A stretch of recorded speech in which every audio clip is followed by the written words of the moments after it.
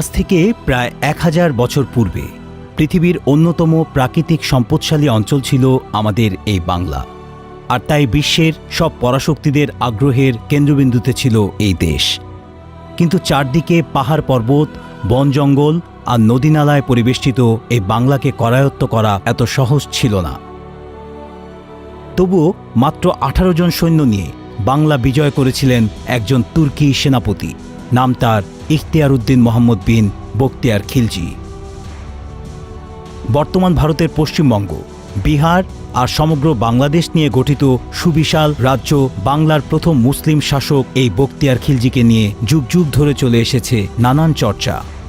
কেউ কেউ মনে করেন ইখতিয়ার উদ্দিন মোহাম্মদ বিন বখতিয়ার খিলজি ছিলেন ইসলামের একজন নিবেদিত খাদেম, যার কাজ ছিল আল্লাহর জমিনে দ্বীন প্রতিষ্ঠা করা।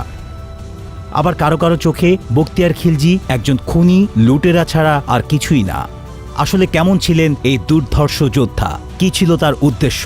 সত্যিই কি তিনি মাত্র 18 জন সৈন্য নিয়ে বাংলা জয় করেছিলেন, নাকি তা মানুষের মুখে মুখে ছড়ানো এক গাল গল্প? সবকিছু বিস্তারিত জানতে হলে দেখতে হবে সম্পূর্ণ ভিডিওটি। বাংলাদেশ থেকে 3168 কিলোমিটার দূরে অবস্থিত আফগানিস্তানের হেলমান্দ নামক একটি প্রদেশ আছে, যা এককালে গরমশির নামে পরিচিত ছিল। 1150 সালে এই গরমশিরের কোনো এক অভাবগ্রস্ত পরিবারে জন্মগ্রহণ করেন ইতিহাস খ্যাত এই বীর। জন্ম আফগানিস্তানে হলেও জাতিতে বখতিয়ার খিলজি ছিলেন তুর্কি। তার পূর্বপুরুষেরা ভাগ্যের অন্বেষণে আফগানিস্তান এসে বসবাস শুরু করে। খুব ছোটবেলায় বখতিয়ারের বাবা মা মারা যান, যার ফলে বখতিয়ারের ছোটবেলা কেটেছিল ভীষণ কষ্ট আর অভাব অনটনের মধ্যে। দেখতে কালো, খাটো আর লম্বা লম্বা হাতের জন্য বখতিয়ারকে নিয়ে সবাই উপহাস করত। অভাবের তাড়নায় বখতিয়ার বাধ্য হয়ে সিদ্ধান্ত নেয় শহর ত্যাগ করে পার্শ্ববর্তী কোনো শহরে যাবে কাজের সন্ধানে। সিদ্ধান্ত অনুযায়ী পশ্চিম আফগানিস্তানের শহর গজনি ও হিরাতের মাঝামাঝি স্থানে অবস্থিত বিখ্যাত রাজ্য ঘুরে চলে আসেন বখতিয়ার। তখন ঘুর সাম্রাজ্যের রাজা ছিলেন সুলতান মুইজউদ্দিন মোহাম্মদ ঘুরি, যিনি সে সময় প্রস্তুতি নিচ্ছিলেন হিন্দুস্তান জয় করার। বখতিয়ার চাইলেন মোহাম্মদ ঘুরির সৈন্যবাহিনীতে যোগ দিয়ে হিন্দুস্তান তথা ভারতবর্ষ অভিযানের অংশ হতে। কিন্তু মোহাম্মদ ঘুরির সৈন্যবাহিনীতে যোগ দেওয়ার শর্ত ছিল থাকতে হবে নিজস্ব ঘোড়া এবং ঢাল তলোয়ার। পায়ে হেঁটে গরমশির থেকে গজনি আসা হতদরিদ্র বখতিয়ারের কাছে ছিল না একটা পয়সাও। তাই মোহাম্মদ ঘুরির সেনাবাহিনীতে যোগ দেয়া হলো না। আর বিশাল অর্থসম্পদ ছাড়া ঘরে ফিরবে না, এমন প্রতিজ্ঞা নিয়ে ঘর ছাড়া বখতিয়ার জীবিকার জন্য তখন গজনি ও হিরাতের বাজারে কুলির কাজ শুরু করেন। এভাবে কয়েক বছর কেটে যায়। এর মধ্যে মোহাম্মদ ঘুরির হাতে হিন্দুস্তানের পতন ঘটে এবং দিল্লিতে মুসলিম শাসন চালু হয়। বখতিয়ারের কাছে তখন খবর আসে সেখানে নতুন নতুন অনেক মুসলিম রাজ্য তৈরি হচ্ছে। সুতরাং কাজের সন্ধানে গজনি ছেড়ে বখতিয়ার পাড়ি জমায় ভারতের পথে। তবে এবারও ভাগ্য বখতিয়ারের সহায় হয়নি। শুধুমাত্র দেখতে অসুন্দর হওয়ায় দিল্লির শাসক কুতুবউদ্দিন আইবেকের দরবারেই ঢোকার সুযোগ পায়নি বখতিয়ার। দরবারের সিপাহীরা হাসি তামাশা করে তাড়িয়ে দেয় বখতিয়ারকে। ব্যর্থ এবং হতাশায় জর্জরিত বখতিয়ার শেষ চেষ্টা হিসেবে ভারতের আরেক রাজ্য বদায়ুনে গিয়ে হাজির হয়। বদায়ুনের শাসক মালিক হিজবর উদ্দিন দৈনিক বেতনের চুক্তিতে বখতিয়ারকে সৈন্যবাহিনীতে অন্তর্ভুক্ত করেন। বছরের পর বছর ভাগ্যের সাথে লড়াই করে যাওয়া বখতিয়ারের উত্থান শুরু হয় এখান থেকেই। বদায়ুনের সেনাবাহিনীতে বেশ কয়েক বছর কাজ করার পর বখতিয়ারের নাম ও খ্যাতি দুটোই আলোর গতিতে ছড়াতে থাকে ভারতবর্ষ জুড়ে। সম্মুখ যুদ্ধে বখতিয়ারের সাহসিকতা আর বীরত্ব দেখে অযোধ্যা থেকে আরও বড় চাকরির ডাক আসে বখতিয়ারের। বদায়ুনের পাট চুকিয়ে অযোধ্যায় গিয়ে দায়িত্ব পান দুর্গাপুর নামের এক অঞ্চলের নিরাপত্তা রক্ষার। বেশ অল্প দিনেই নিজের যোগ্যতায় বখতিয়ার অযোধ্যার শাসনকর্তা হুসান উদ্দিনের আস্থাভাজন হয়ে ওঠেন। হুসান উদ্দিন বখতিয়ারকে ভিউলি ও ভাগত নামের দুইটি অঞ্চলের জমিদার বানিয়ে দেন। বখতিয়ার তখন অনুধাবন করেন যে ভারতবর্ষ যতটা বড়, সে তুলনায় খুব অল্প কিছু অঞ্চলেই ইসলামের পদার্পণ ঘটেছে। সুতরাং বখতিয়ার খিলজি সিদ্ধান্ত নেন ভারতবর্ষের আনাচে কানাচে ইসলামের বার্তা পৌঁছে দিয়ে সমগ্র ভারতকে ইসলামী শাসনের ছায়াতলে নিয়ে আসবেন। তাই সেই চিন্তা অনুযায়ী বখতিয়ার তার আশেপাশের অঞ্চলে আক্রমণ করতে থাকে।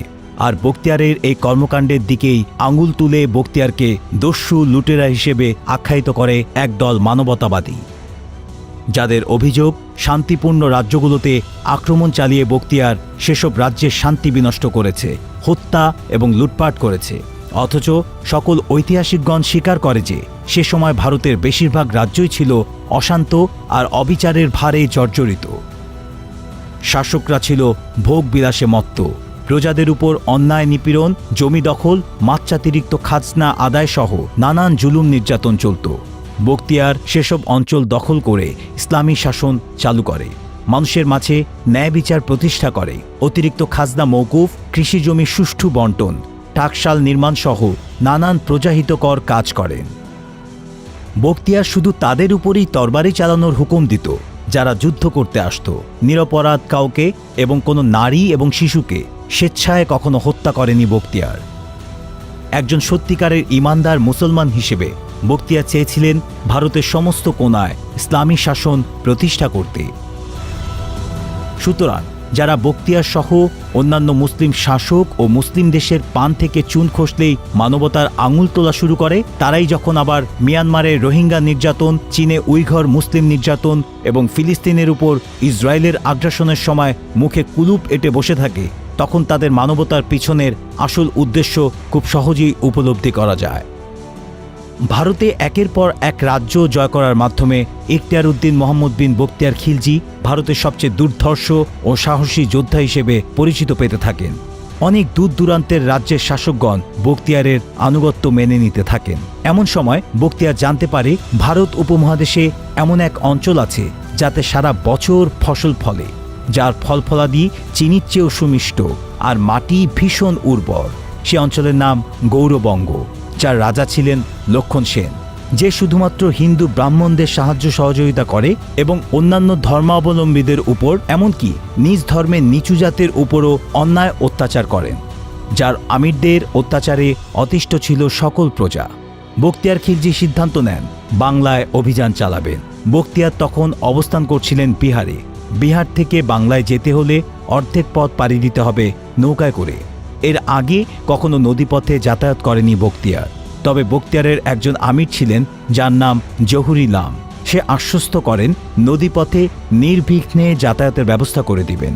জহুরি লামের বিশেষ ব্যবস্থায় ৩৫০০ সৈন্য নিয়ে বখতিয়ার রওনা দেন বাংলার উদ্দেশ্যে। নদীপথে বাংলায় পৌঁছাতে প্রায় ৩ মাস লেগে যায় বখতিয়ার বাহিনী।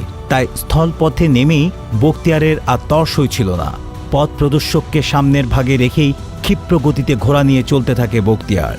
বখতিয়ারের কাছে খবর ছিল বাংলার রাজধানী বিক্রমপুর হলেও রাজধানী থেকে বেশ খানিকটা দূরে নদিয়া নামক অঞ্চলে বাংলার রাজা লক্ষণ সেন বিলাসী সময় কাটাচ্ছেন বাইজিদের নিয়ে।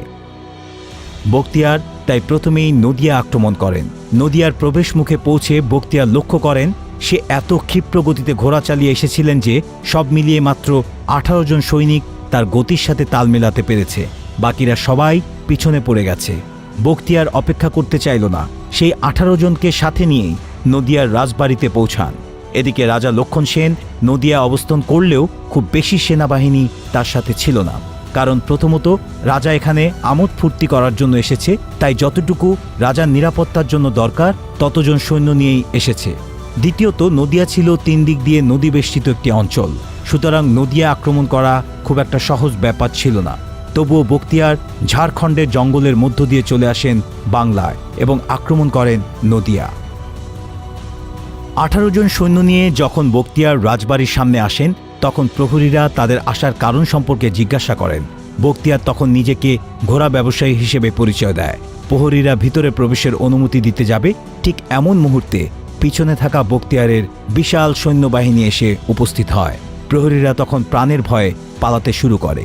বখতিয়ার তার বাহিনী সহ ভিতরে প্রবেশ করে। সে মুহূর্তে রাজা লক্ষণ সেন দুপুরের খাবার খাচ্ছিলেন। তার প্রাসাদ দখল হয়ে যাচ্ছে এমন খবর শুনে খাবার ছেড়েই পিছনের দরজা দিয়ে নদীপথে পলায়ন করেন তিনি। প্রায় বিনা বাধায় নদিয়া দখল করে ইখতিয়ার উদ্দিন মোহাম্মদ বিন বখতিয়ার খিলজি। নদিয়া দখলের পর গৌরবঙ্গের আরেক গুরুত্বপূর্ণ শহর লক্ষণবতী দখল করে তার নাম দেন লখনৌতি এবং ভৌগোলিক কাঠামোয় সুরক্ষিত এই শহরকেই বাংলার রাজধানী হিসেবে ঘোষণা করেন। বাংলা বিজয় করার পর সেখানের জনপদের উপর কোনো হত্যাযজ্ঞ বা লুটপাট চালাননি বখতিয়ার। রাজা লক্ষণ সেনের রাজমহল থেকে বিপুল পরিমাণ ধন সম্পদ পান বখতিয়ার, কিন্তু তার অধিকাংশই সে দিল্লিতে কুতুবুদ্দিন আইবেকের দরবারে পাঠিয়ে দেন। বাংলায় প্রশাসনিক অবকাঠামো তৈরি করে এবং সুশাসন নিশ্চিত করেন। তার সুশাসনে অনুপ্রাণিত হয়ে হাজার হাজার মানুষ ইসলাম ধর্ম গ্রহণ করেন।